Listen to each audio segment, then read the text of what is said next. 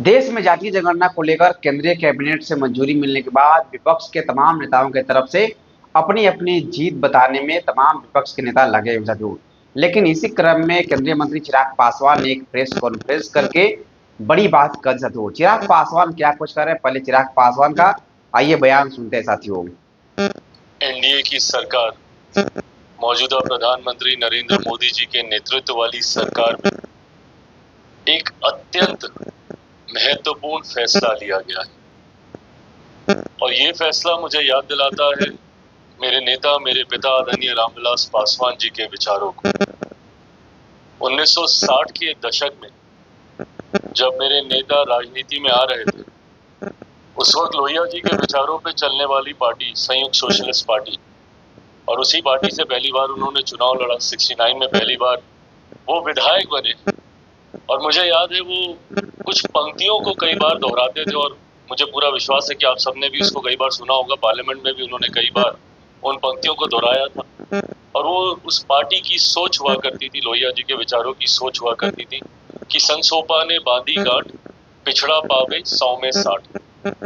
आज मुझे लगता है कि उस विचार को पूरा करने के लिए, इस नारे को पूरा करने के लिए एक अत्यंत महत्वपूर्ण फैसला मौजूदा सरकार के द्वारा लिया गया है और ये इच्छा शक्ति मौजूदा प्रधानमंत्री आदरणीय नरेंद्र मोदी जी में ही हो सकती है कि वो इतना मजबूत कदम, जो सही मायनों में सामाजिक न्याय को मजबूती देने का काम करता है, ये कदम आज उन्होंने उठाने का काम किया। सबसे पहले तो मैं अपनी तरफ से, मेरी पार्टी लोक जनशक्ति पार्टी रामविलास की तरफ से, मैं मेरे प्रधानमंत्री जी का हृदय से आभार प्रकट करता हूं कि आज उन्होंने एक ऐतिहासिक फैसला लेते हुए, क्योंकि दशकों से इसके ऊपर राजनीति होती रही है और तमाम राजनीतिक दलों ने समय समय पर इसको एक राजनीतिक हथियार बनाने का प्रयास किया। हम सब ने देखा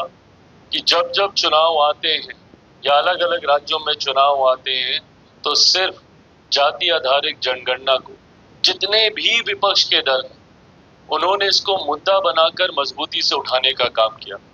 और विपक्ष में खास तौर पर ऐसी प्रमुख पार्टियां, कांग्रेस सबसे बड़ी पार्टी, राजद, सपा जैसी पार्टियां, ये वो पार्टियां हैं जिन्होंने हमेशा इसके लिए बोलने का तो काम किया, पर इसको चरितार्थ करने के लिए कतई कभी कोई प्रयास नहीं किया। आखिरी बार जातीय जनगणना हुई थी 1931 में, 1931 में, लगभग 100 साल आज होने को आए।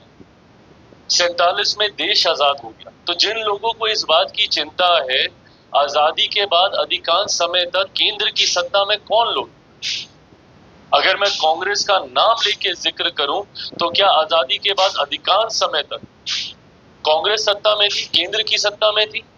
अलग अलग राज्यों में इनके अपने मुख्यमंत्री थे, पूर्ण बहुमत की सरकारें उन राज्यों में इनकी थी।